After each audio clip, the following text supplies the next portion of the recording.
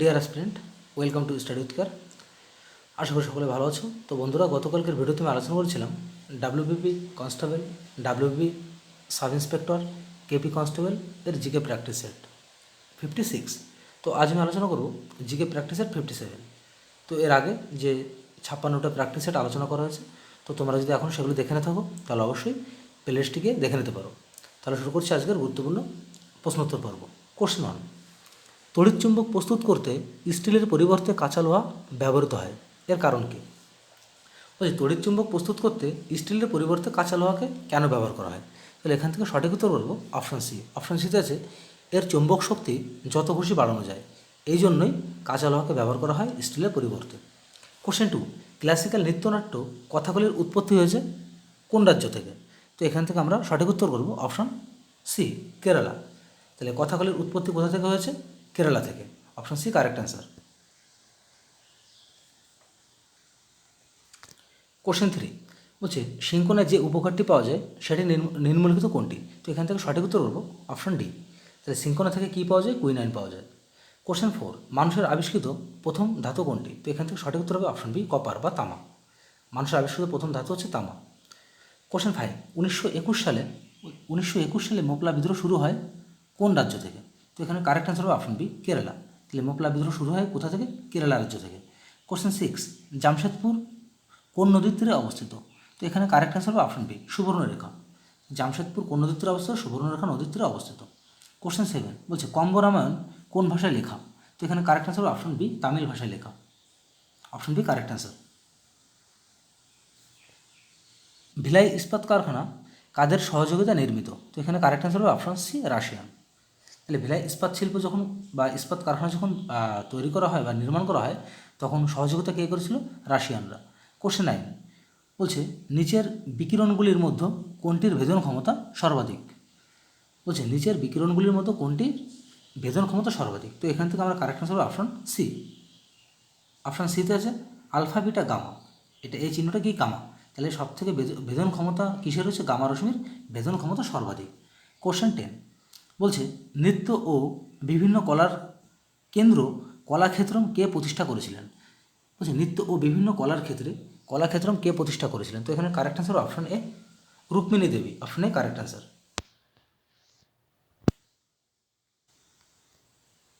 Question 11 বলছে পশ্চিমবঙ্গের সর্বোচ্চ স্থান নিম্নোক্ত কোনটি? তো এখানে correct answer option B, Sandakphu.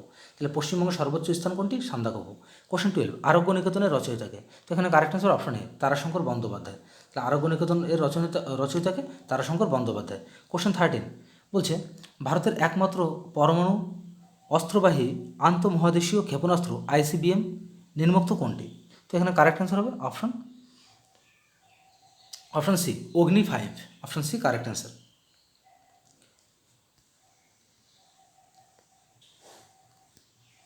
Question 14 মৌলিক অধিকার ও রাষ্ট্র পরিচালনার নির্দেশমূলক নির্দেশমূলক নীতির পার্থক্য কী? তো এখানে correct answer option B. Option বিতে আছে মৌলিক অধিকার আদালত কর্তৃক বলবৎযোগ্য কিন্তু নির্দেশমূলক নীতি নয়। তো option B correct answer. Question 15 কে বেঙ্গল গেজেট নামে একটি পত্রিকা প্রকাশ করে?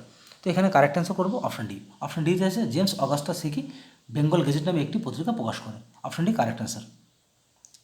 কোশ্চেন 16 বলছে 11তম যোজনার বা প্ল্যান 11তম প্ল্যানিং কমিশনের সময়কালে ভারতীয় অর্থনীতির গড় বৃদ্ধির হার কত ছিল?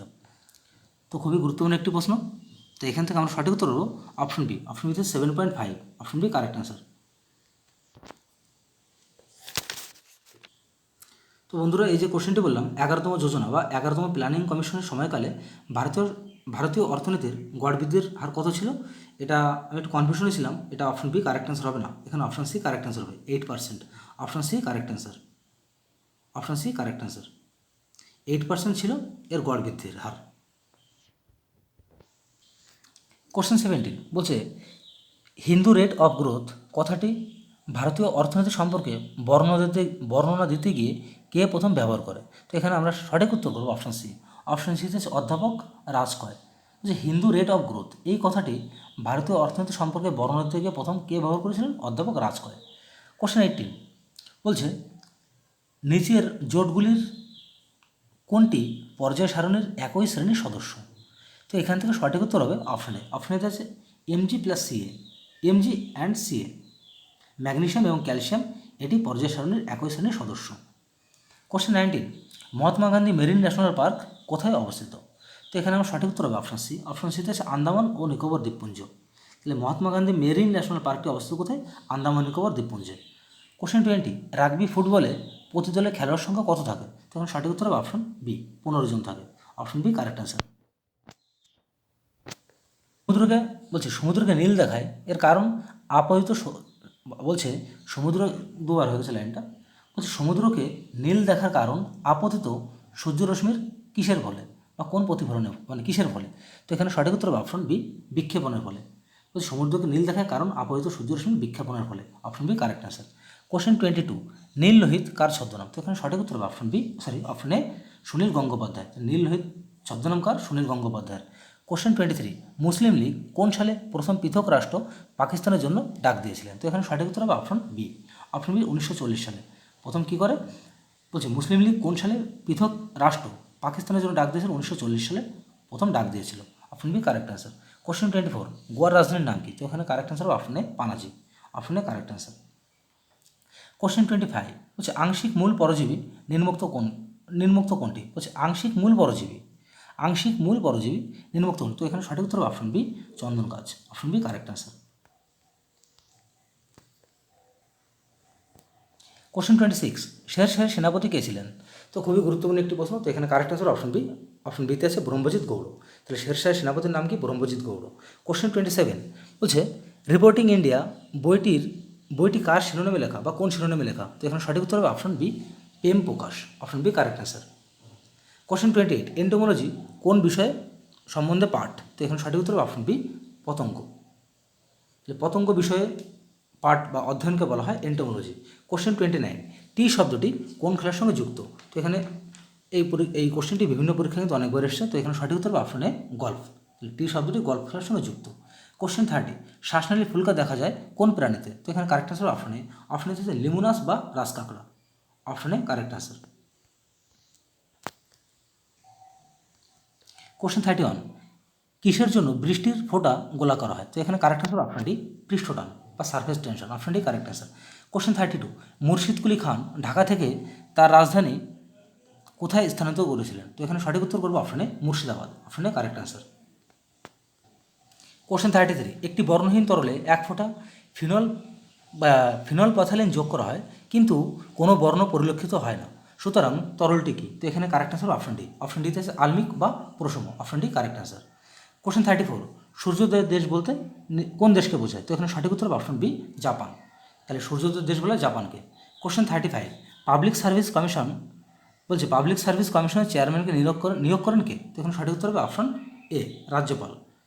আর যদি বলা হতো পাবলিক সার্ভিস পিএসসির কমিশনারকে নিয়োগ করে রাজ্যপাল এবং ইউপিএসসির চেয়ারম্যানকে নিয়োগ করে রাষ্ট্রপতি।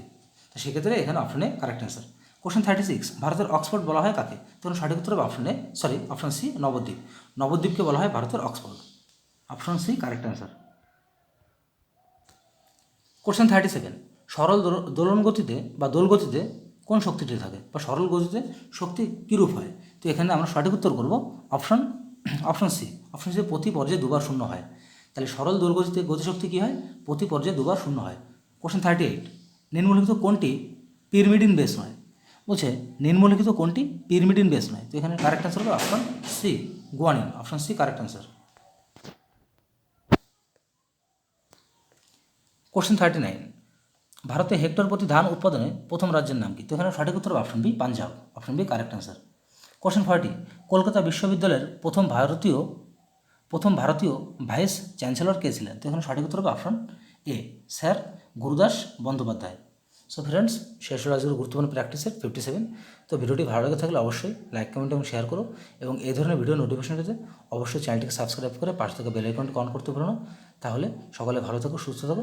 দেখা হচ্ছে আগামীকাল ঠিক এই সময় একটি নতুন ভিডিওকে সঙ্গে নিয়ে।